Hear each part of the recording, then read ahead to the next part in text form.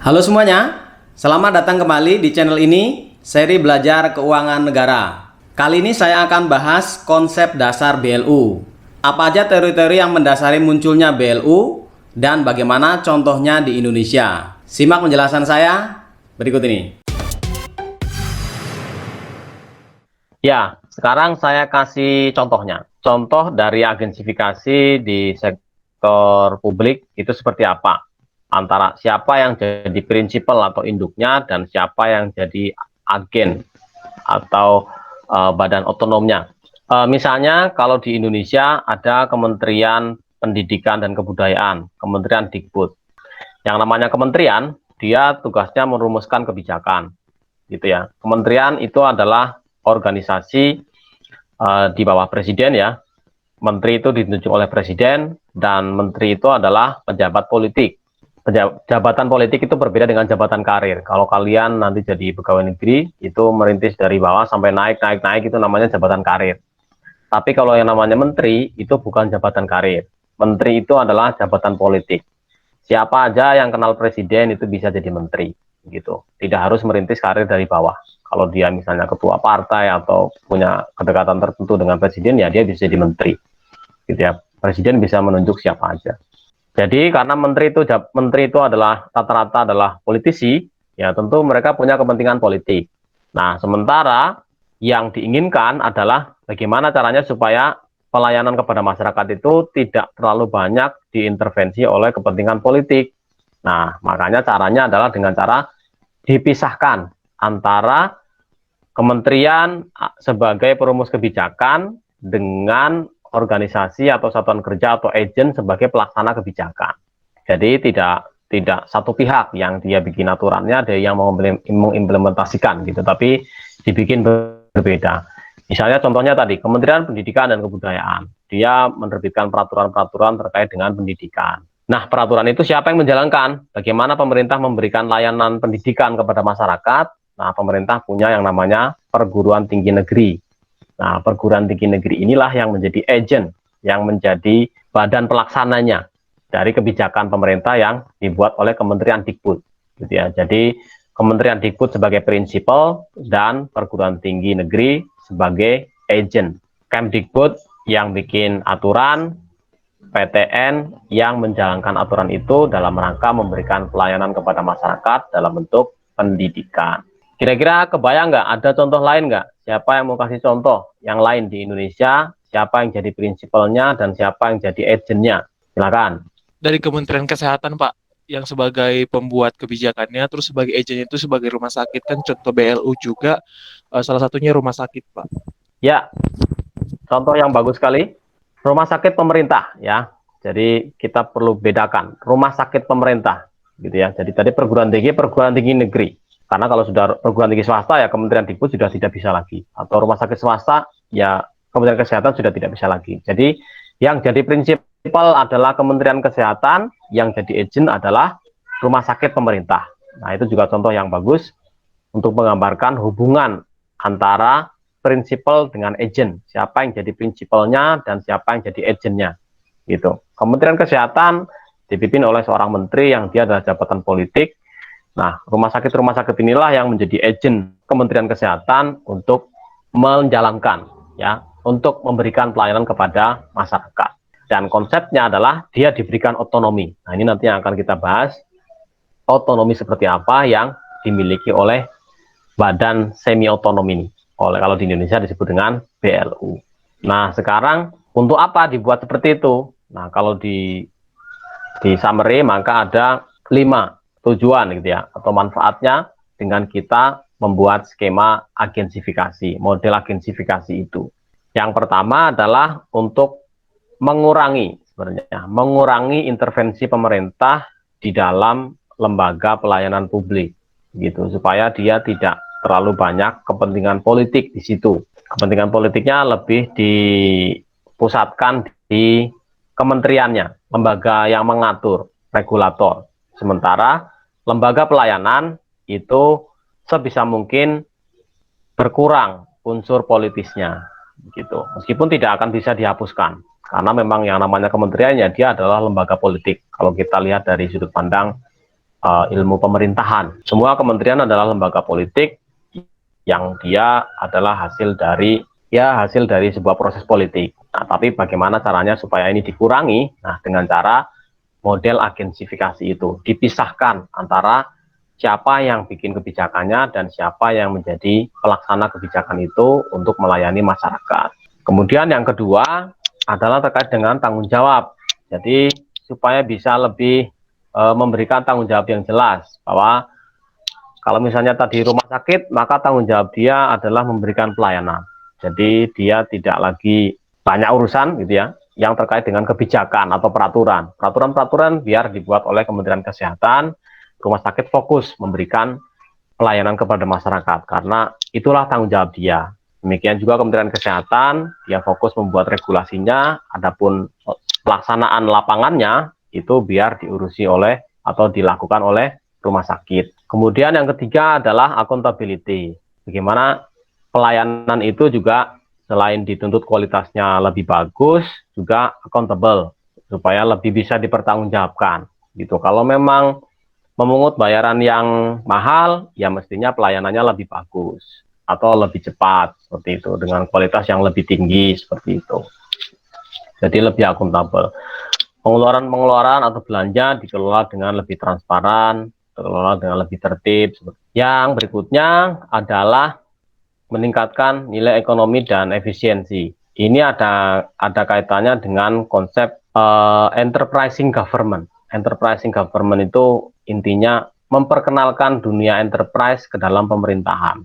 Jadi kalau organisasi pemerintah yang terkesan organisasi yang lambat, yang susah berinovasi, yang asal-asalan begitu, maka dengan konsep agensifikasi ini, karena agensifikasi itu asalnya dari dunia swasta, tadi ya principal agent di perusahaan, maka diharapkan dengan model agensifikasi ini sektor publik, organisasi sektor publik juga ikut seperti itu, ya, supaya bisa memberikan pelayanan secara lebih efisien dengan sumber daya yang hemat, tapi tetap dengan menjaga kualitas. Dan yang berikutnya adalah konsep new public management, paradigma baru dalam mengelola layanan publik.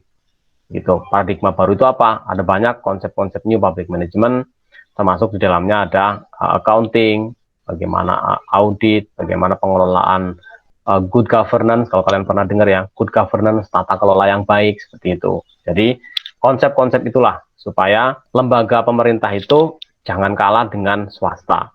Jadi kalau misalnya rumah sakit pemerintah, ya jangan kalah sama rumah sakit swasta. Gitu, Pak. Maksudnya bukan dalam arti bersaing head to head, tetapi paling tidak memiliki kualitas yang sama. Oh, kalau di swasta bisa tuh layanannya bagus atau layanannya cepat gitu ya. Oh, pemerintah juga bisa. Jangan sampai pemerintah ketinggalan jauh, karena memang secara fakta, terutama di negara berkembang, layanan publik atau layanan pemerintah itu banyak yang masih tertinggal ya, dibandingkan dengan layanan dari swasta, baik dari sisi kualitas layanannya, kemudian kecepatannya dan sebagainya, itu masih banyak yang tertinggal. Jadi ide ini adalah bagaimana caranya supaya layanan pemerintah itu juga jangan terlalu ketinggalan seperti itu. Makanya dikenalkan konsep yang namanya new public management. Ya, ini adalah contoh atau implementasi ya, konsep-konsep implementasi BLU di berbagai negara. Ya, kalau di internasional atau bahasa akademik yang tepat untuk BLU, kalau di Indonesia BLU, di bahasa internasional itu badan semi otonom atau semi autonomous agencies. Itu nama generiknya. Tetapi untuk namanya, penamaan lokalnya gitu ya, kalau di Indonesia disebut BLU, nah kalau di Inggris disebut dengan Next Step Agencies, di Swedia disebut boards, di Kanada disebut dengan SOA, dan sebagainya. Itu masing-masing negara punya sendiri-sendiri. Tetapi nama generiknya adalah Semi Autonomous Agencies, gitu ya, badan semi otonom. Nah, konsep badan semi otonom ini pertama kali dicetuskan di Inggris, itu boomingnya pada tahun sekitar tahun 80-an, dan ini juga termasuk yang kemarin menjadi motivasi saya untuk mengambil kuliah S3 di Inggris untuk riset tentang semi autonomous agencies atau tentang BLU. Jadi mencoba melihat kalau di sana seperti apa.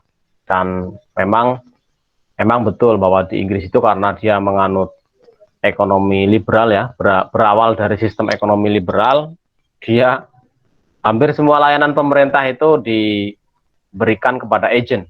Jadi banyak sekali agencies di Inggris itu yang bahkan sampai ekstrim. Jadi semua layanan transportasi, pengurusan dokumen pemerintah gitu ya, semacam kalau di sini KTP kayak gitu, itu semuanya diberikan kepada agencies. Ya bahkan di sana itu penjara itu ada agensiesnya, jadi kayak swasta. Jadi otonomi dan otonominya itu sangat besar sehingga sudah bisa dikatakan sudah hampir swasta begitu. Intervensi pemerintahnya, intervensi politiknya itu sudah sangat kecil sehingga sudah sangat otonom, sudah hampir seperti swasta. Keterlibatan pemerintah sudah sangat berkurang. Penjara itu dibuat seperti swasta gitu. Diurusin bukan oleh kementerian begitu, tapi di jalan kementeriannya hanya membuat kebijakannya, yang menjalankan layanannya itu organisasi-organisasi swasta.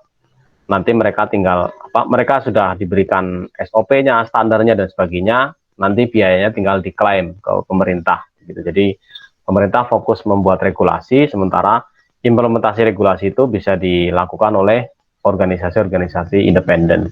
Jadi dengan berbagai nama yang berbeda, konsep BLU atau konsep badan semi otonom itu sudah diimplementasikan di negara-negara hampir di seluruh dunia. Ini contoh ini hanya yang besar-besar saja. Gitu. Jadi dengan nama-nama yang berbeda, negara-negara itu sudah mengimplementasikan model atau konsep badan semi otonom. Nah ini perkembangannya bahwa secara signifikan jumlah semi autonomous agencies itu mencapai puncaknya gitu ya pada periode 1980-an. Nah sementara di Indonesia model badan semi otonom ini sebenarnya juga sudah cukup lama, tapi dengan nama yang berbeda. Kalau kalian yang sudah pernah ikut mata kuliah pengantar pengelolaan keuangan negara, itu ada yang namanya unit pengguna PNBP, Satker, yang berstatus sebagai unit pengguna PNBP. Nah, unit pengguna PNBP itulah yang menjadi cikal bakal adanya BLU di Indonesia. Sampai sekarang unit pengguna PNBP masih ada, gitu. Tetapi itu konsep itu yang kemudian diperluas, melahirkan konsep baru yang namanya BLU. Sebelum unit PNBP ada dulu yang namanya unit swadana. Itu sama, gitu. Cuman ganti nama, ada ganti ya regulasi sedikit, tapi itu katakanlah ya edisi sebelumnya. Itu edisi sebelumnya ada unit swadana, kemudian menjadi unit PNBP, dan sekarang disebut dengan Badan Layanan Umum. Di pemerintah daerah juga ada disebut dengan Badan Layanan Umum Daerah.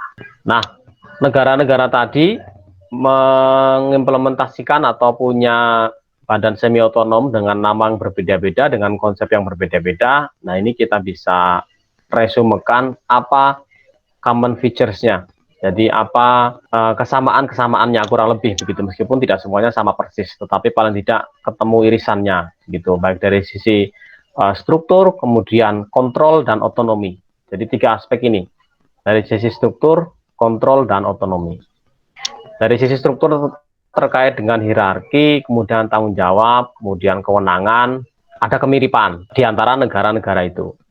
Kemudian salah satu fitur utama dari BLU adalah otonomi. Di BLU diberikan otonomi. Nah, tapi yang tadi saya jelaskan, otonominya bukan berarti otonomi yang sebebas-bebasnya. Ya, otonomi BLU itu otonomi yang terbatas. Makanya disebut dengan semi autonomous, gitu ya, bukan autonomous. Jadi hanya semi otonom, dikasih otonomi sedikit, gitu ya, bukan otonomi yang utuh, gitu ya, 100% enggak. Fitur yang kedua, konsep agensifikasi atau badan semi otonom ini adalah kontrol atau pengendalian. Jadi di satu sisi BLU itu diberikan otonomi, di sisi lain BLU itu juga diberikan kontrol.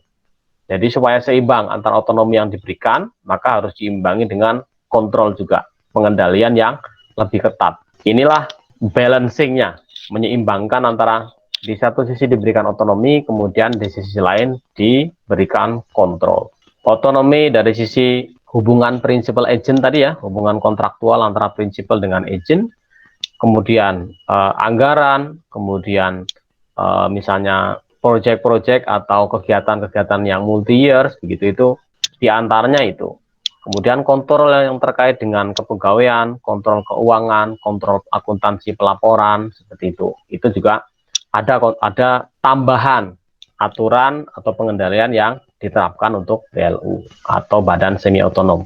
Kalian sudah belajar mata kuliah pengantar PKN. Jadi konsep yang ini saya anggap sudah tahu bahwa BLU itu masuk ke dalam lingkup pengelolaan keuangan negara. Nah, keuangan negara itu ada yang dipisahkan dan ada yang tidak dipisahkan. Nah, kalau di Indonesia BLU masuk mana? Masuk yang tidak dipisahkan. Jadi BLU itu adalah bagian dari keuangan negara yang terkelola atau yang dikelola melalui sistem APBN. Gitu. Jadi BLU itu adalah bagian dari kementerian. Misalnya tadi BLU rumah sakit ya, rumah sakit pemerintah ya. Ya berarti ya dia adalah bagian dari Kemenkes. BLU perguruan tinggi negeri ya dia bagian dari Kemendikbud. Semuanya tunduk kepada Undang-Undang Keuangan Negara beserta turunannya. Sementara kita juga mengenal di Undang-Undang Keuangan Negara itu ada yang namanya kekayaan negara yang dipisahkan. Mereka itu adalah organisasi yang katakanlah milik pemerintah, tetapi tidak masuk APBN, dalam arti tidak masuk dalam sistem APBN. Dia berdiri sendiri secara anggaran misalnya. Secara anggaran berdiri sendiri. Nah, contohnya adalah BUMN. Gitu. BUMN dia adalah sebuah perusahaan yang kebetulan dimiliki oleh negara, gitu ya. Sahamnya 51% lebih itu dimiliki oleh negara. Sehingga itu adalah organisasi milik negara, tetapi dia tidak masuk ke dalam sistem APBN. Dalam arti pendapatan belanjanya tidak terekam di dalam APBN, dipisahkan dari APBN, meskipun dia adalah organisasi milik pemerintah. Jadi kalau BUMN yang namanya badan usaha ya tunduknya kepada undang-undang terkait dengan badan usaha. Jadi ya, kalau di Indonesia itu ada yang namanya undang-undang tentang perseroan terbatas atau PT. Begitu. Jadi BUMN yang bentuknya PT ya tunduk kepada undang-undang PT, tidak tunduk pada undang-undang keuangan negara. Nah, ini dia konsepnya. BLU itu memberikan layanan yang disebut dengan semi public goods ya, semi autonomous agencies memberikan semi public goods. Jadi kalau kita lihat di grafik ini, di bagian kiri itu ada state atau negara, di bagian kanan itu ada private atau swasta atau pribadi. Ada urusan yang dikelola oleh negara dan ada urusan yang dikelola oleh pribadi atau swasta. Kalau urusan public goods, barang yang sifatnya adalah setiap orang bisa mendapatkannya, biasanya dikelola oleh organisasi pemerintah. Itulah di situ layanan pemerintahan. Contohnya adalah layanan legislasi, kemudian regulasi, gitu, dan termasuk juga authority, controls, and judiciary. Misalnya, contohnya adalah judiciary itu pengadilan. Pengadilan itu public goods. Siapa aja bisa ke situ. Siapa aja bisa menikmati fasilitas pengadilan. Kalau kita punya kasus, ya kita punya hak untuk mengajukan ke pengadilan. Layanan seperti itu hanya disediakan oleh pemerintah. Makanya ada di sebelah kiri, state. Sementara kalau kita lihat di sebelah kanan, yang private, itu ada yang namanya private goods, barang pribadi. Yang penyedianya juga sebagian besar adalah sektor swasta atau perusahaan swasta. Jadi perusahaan swasta, misalnya contohnya private goods, private properties itu misalnya rumah. Rumah ya kita bisa beli. Private goods itu bukan barang publik yang siapa aja bisa dapat gitu ya. Hanya orang tertentu yang bisa dapat rumah, yang bisa beli rumah. Maka itu menjadi barang pribadi dan yang menyediakan juga sebagian besar adalah perusahaan swasta atau sektor swasta. Tetapi pemerintah juga ada ya. Misalnya BUMN yang bergerak di bidang perumahan gitu ya. Ada Wijaya Karya, ada Adikarya misalnya seperti itu. Jadi ada yang di sebelah kanan itu. Nah, tetapi porsi pemerintah atau porsi BUMN itu hanya sedikit. Atau misalnya layanan perbankan gitu ya. Ya bank yang sebagian besar itu bank swasta gitu ya, tapi yang punya pemerintah juga ada. Nah, yang jadi fokus bahasan kita di mata kuliah ini adalah yang tengah, yaitu BLU. Jadi semi public goods. Kita lihat proporsinya itu hampir setengah-setengah. Artinya ada yang disediakan oleh negara dan ada juga yang disediakan oleh swasta. Nah, kalau kita pakai contoh yang tadi, misalnya BLU perguruan tinggi atau BLU rumah sakit, begitu ya. Kalau untuk urusan pendidikan tinggi, ada layanan pendidikan tinggi yang disediakan oleh swasta. Artinya perguruan tinggi swasta ya banyak, tapi ada juga layanan pendidikan tinggi yang disediakan oleh pemerintah, yaitu PTN. Kalau kita mau mengambil pendidikan tinggi, mau pilih yang mana? Mau pilih yang swasta ada, mau pilih yang negeri ada juga. Rumah sakit misalnya, rumah sakit ada rumah sakit swasta banyak. Kalau kita mau layanan rumah sakit, ya silakan pilih mau yang rumah sakit swasta atau mau rumah sakit pemerintah.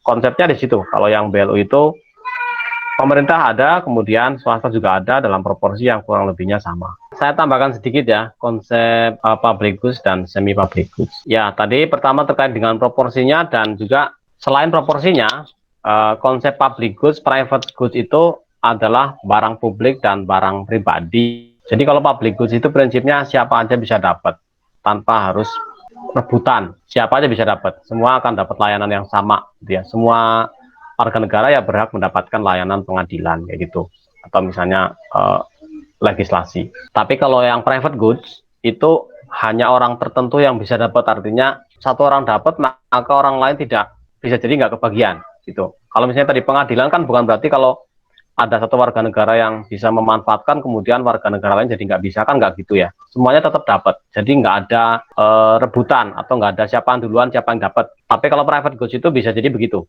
Misalnya rumah tadi ya, kan rumah itu kan jumlahnya terbatas, perumahan, kalau misalnya ada 100 rumah, sudah ada 100 orang yang beli ya, kita nggak kebagian gitu ya, mau kayak gimana juga nggak kebagian. Jadi siapa yang duluan dia yang dapat gitu, harus ada kompetisi untuk membelinya.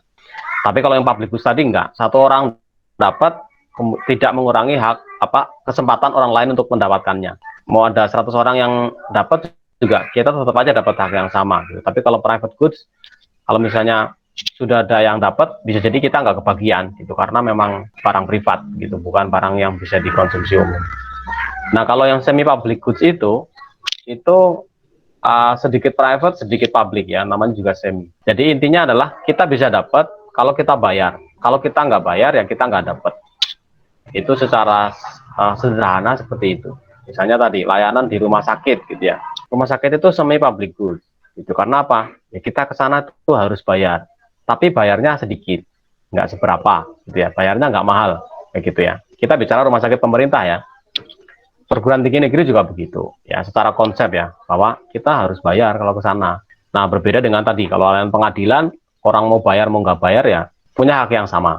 Tetap aja sih kalau di pengadilan ada biaya perkara gitu ya, tapi itu jumlahnya hanya kadang-kadang 2.500 kayak gitu biaya perkara. Tapi kalau rumah sakit ya nggak ada tarif yang kayak gitu, tarifnya ya tarif yang betul-betul mungkin hampir sama dengan di swasta kayak gitu, padahal itu adalah rumah sakit pemerintah. Jadi kita harus tetap bayar, tapi bayarnya juga dikontrol oleh pemerintah, tidak seperti yang barang private yang harganya bisa naik secara signifikan kayak gitu ya. Tapi kalau yang semi public goods itu ada bayarannya tapi terkendali. Jadi itulah kenapa disebut dengan semi public goods ya, karena itu kita untuk mendapatkannya kita harus membayar. Tetapi ada juga di situ yang layanan-layanan yang digratiskan seperti itu, makanya disebut semi gitu ya. Tapi kalau yang misalnya rumah ya hampir nggak ada rumah itu gratis gitu ya, kalau dari perusahaan swasta gitu ya. Ya untuk bisa mendapatkan kita harus keluar uang. Sekarang perbedaan antara satker biasa dengan satker BLU. Satker biasa disebut dengan non-profit, artinya mereka tidak memikirkan mencari untung. Kalau perusahaan atau BUMN itu mereka di kepalanya adalah cari uang. Nah, BLU itu di tengah-tengah, makanya sebutannya adalah not for profit. Artinya apa? Dia cari untung, tapi keuntungan itu bagi dia bukan hal yang utama. Kalau satker biasa sama sekali nggak ada kepikiran tentang keuntungan. Kalau perusahaan ya semua di otaknya dia adalah bagaimana cari untung gitu. Nah, kalau BLU itu di tengah-tengah, dia cari untung, tapi ya kalau dapat ya syukur, kalau nggak dapat ya nggak apa-apa gitu. Toh itu bukan tujuan utamanya dia. Ini tadi sudah ya, pelayanan pemerintah dan pelayanan privat. Jadi ada yang disediakan oleh pemerintah publik dan ada yang disediakan oleh sektor swasta. Nah, secara ideal ya kepinginnya layanan itu kualitasnya tinggi, harganya bagus kayak gitu ya. Nah, kalau di dalam undang-undang, kalau dalam bahasa undang-undang jadinya seperti ini.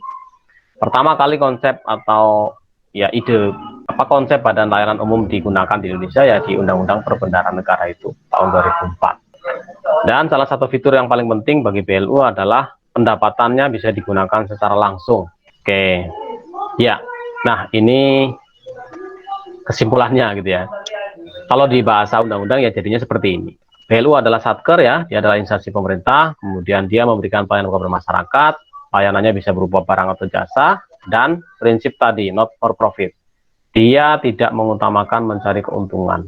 Dan melakukan kegiatan, prinsipnya efisiensi dan productivity, ini prinsip tadi ya, new public management tadi. Kalau bisa, kegiatannya itu dilakukan dengan mirip-mirip lah dengan swasta. Gitu. Ini juga hanya rangkuman saja, rangkuman dari yang sudah kita bahas tadi, dan poin-poin ini nanti akan dibahas di sesi-sesi berikutnya. Salah satu poin utama adalah BLU itu bukan subjek pajak, dalam arti BLU nggak bayar pajak. Gitu ya. Kalau BUMN dia bayar pajak karena dia adalah perusahaan. Tapi kalau BLU dia adalah bagian dari kementerian, dia nggak perlu bayar pajak. Ini juga sudah kita bahas tadi, ini di Indonesia, gitu ya. Kalau tadi konsep secara umum, secara teori, dan kalau yang ini yang kita pakai di Indonesia, tujuannya ya kurang lebih sama. Tujuan pendirian BLU. Fasilitas BLU ada banyak, ini juga nanti akan dibahas di pertemuan-pertemuan selanjutnya secara lebih detail, tentang anggaran, tentang kepegawaian, tentang remunerasi atau penggajian untuk pegawai BLU.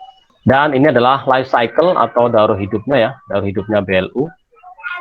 Jadi yang disebut dengan Kementerian Lembaga Teknis itu adalah prinsipal tadi ya, induknya BLU itu dari tahap step 1 sampai dengan step 9. Nanti kita akan pelajari lebih lanjut bagaimana proses pengusulan sebuah satker menjadi BLU. Itu mulai dari usulan dari Kementerian Teknis sampai dengan monitoring dan evaluasi. Dan ini beberapa data ya yang perlu kalian tahu. Perkembangan BLU di Indonesia sejak pertama kali diluncurkan tahun 2005, sekarang sudah 243. Ini untuk yang BLU yang pusat ya, BLU. Kalau yang BLUD itu jumlahnya lebih banyak lagi, jumlah BLU yang di bawah pemerintah daerah. Persebaran BLU, sebagian besar BLU itu adalah kesehatan dan pendidikan, artinya rumah sakit pemerintah dan perguruan tinggi negeri. BLUD lebih banyak lagi gitu ya. Rata-rata adalah RSUD, rumah sakit umum daerah. Termasuk juga bandara, itu juga ada yang dikelola BLU, ada juga yang dikelola BUMN. Jadi sama-sama bandara, tapi bandara besar biasanya dikelola oleh PT Angkasa Pura. PT Angkasa Pura itu adalah BUMN pengelola bandara, pengelola jasa penerbangan, jasa fasilitas penerbangan. Nah, kalau bandara-bandara yang ukuran medium itu rata-rata bentuknya adalah BLU. Nah, bandara-bandara yang kecil biasanya adalah satker biasa. Ini juga data secara umum seperti apa kondisi keuangan BLU ya, nanti akan kita bahas di pertemuan-pertemuan selanjutnya. Secara umum BLU itu sudah bagus perkembangannya, pertumbuhan pendapatannya sampai dengan kemandirian BLU-nya. Jadi BLU sudah semakin mandiri, tidak terlalu tergantung dengan dana dari APBN. Sudah bisa dapat duit sendiri. Tadi di slide 20 mengenai bidang kepegawaian mempekerjakan tenaga profesional non-PNS. Nah, itu kan dikatakan bahwa PNS di agen kepegawaiannya itu lebih longgar dan boleh mempekerjakan non-PNS. Apa yang menyebabkan agen perlu merekrut non-PNS, dan apakah ada standarisasinya Pak ketika menerima non-PNS seperti tes atau semacamnya? Ya, kenapa BLU boleh mempekerjakan non-PNS? Sebenarnya nggak cuma BLU ya. Instansi yang non-BLU pun boleh mempekerjakan, namanya PPPK, pegawai pemerintah dengan perjanjian kerja, gitu. Dia bukan PNS. Nah, BLU ini boleh mempekerjakan profesional non-PNS, gitu ya.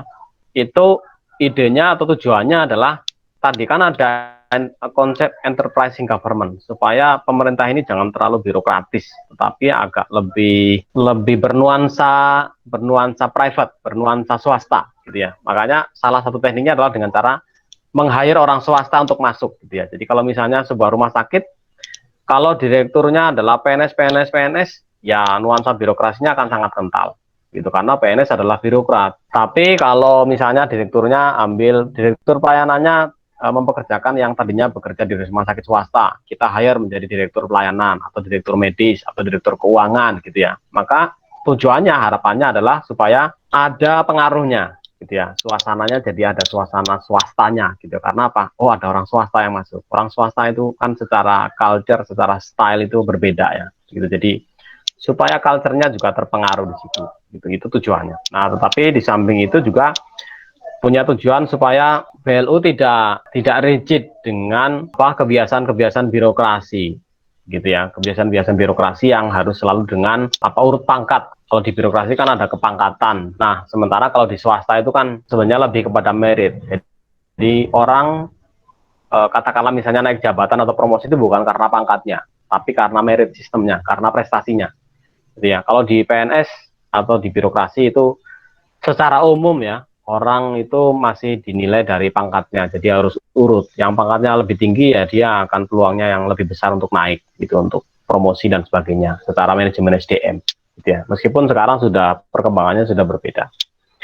Jadi seperti itu, dan kemudian kriterianya itu ada. Jadi ada PMK tersendiri, BLU bagaimana bisa mempekerjakan orang non PNS, berapa proporsinya terutama ya, proporsi sekian persen BLU boleh mempekerjakan non PNS. Jadi nggak boleh juga terlalu banyak, karena BLU itu tetap bagian dari kementerian, tetap organisasi pemerintah yang wajib ada PNS-nya, gitu ya. Jadi nggak boleh BLU itu semuanya orang swasta, itu nggak boleh, gitu. Jadi tetap harus ada orang birokrasinya, tetapi tadi boleh mempekerjakan yang orang non birokrat, orang yang dari profesional, gitu, yang sesuai dengan keahliannya. Terkait dengan BLU PKN STAN, Pak, pemisahan prinsipal dan agen, prinsipalnya PKN STAN itu berarti Kementerian Keuangan atau Kementerian Pendidikan dan Kebudayaan, Pak? Terima kasih sebelumnya.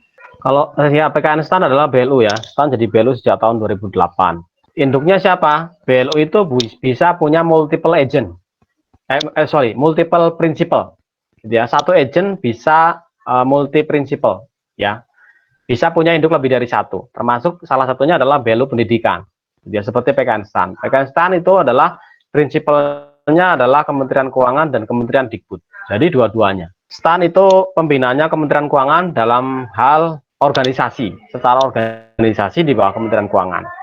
Tetapi kalau untuk urusan akademik, itu STAN pembinanya adalah Kementerian Dikbud. Karena urusan akademik atau pendidikan itu memang yang membawai adalah Kementerian Dikbud. Ada BLU yang prinsipalnya itu lebih dari 2, yang prinsipalnya 3. Contohnya adalah LPDP. Kalian tahu ya, LPDP itu Lembaga Pengelola Dana Pendidikan. Dia itu induknya 3, prinsipalnya 3. Kementerian Pendidikan, Kementerian Agama, dan Kementerian Keuangan. LPDP itu adalah lembaga yang ya gampangnya yang memberikan beasiswa, gitu ya, yang menyediakan dana untuk beasiswa. Karena dia mengelola dana beasiswa, ya, dana beasiswa, ya, yang berkepentingan dengan beasiswa itu siapa? Ya, pertama Kementerian Dikbud, ya, yang dia membawai PTN dan PTS.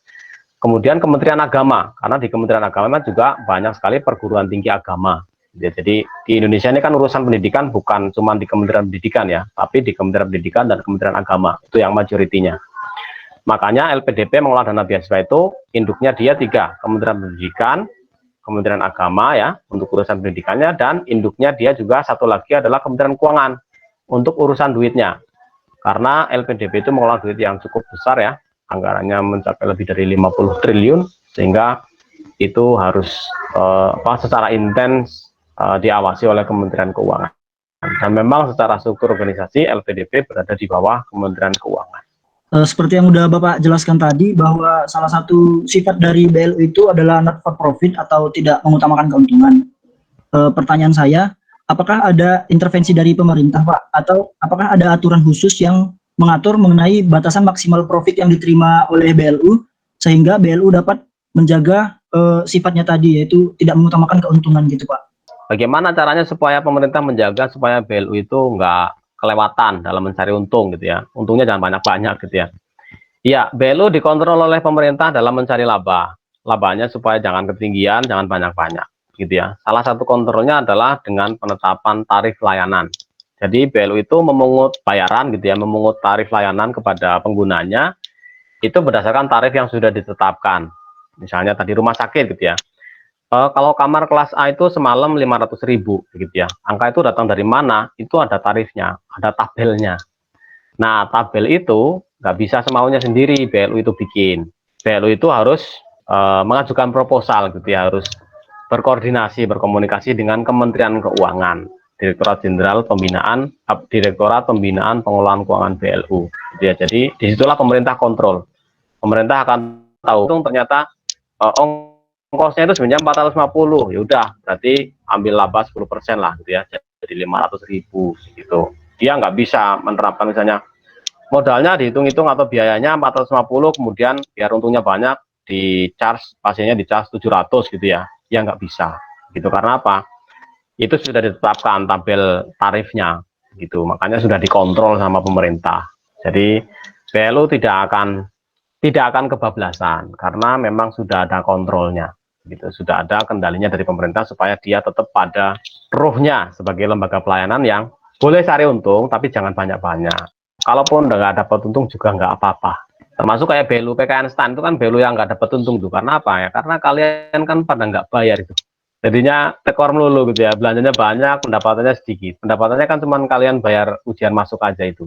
Begitu, sementara kuliahnya nggak bayar. Tapi ya nggak apa-apa karena memang ya kan misi utamanya bukan untuk nyari untung itu gitu ya, misi utamanya adalah pelayanan gitu. Jadi nggak dapat untung pun nggak masalah, dan kalau mau dapat untung ya jangan banyak-banyak, dikontrolnya oleh Kementerian Keuangan dalam bentuk tadi penetapan tarif layanan ya, dan tarif layanan itu maksimal gitu ya, nggak boleh dilampaui. Di video selanjutnya saya akan bahas proses penetapan BLU. Apa aja persyaratan untuk menjadi BLU? Apa aja persyaratan untuk menjadi BLU? Persyaratan substantif, teknis, dan administratif. Jangan lupa subscribe channel ini supaya kamu bisa mengikuti video-video saya seputar belajar keuangan negara. Sampai ketemu di video berikutnya, proses penetapan Badan Layanan Umum.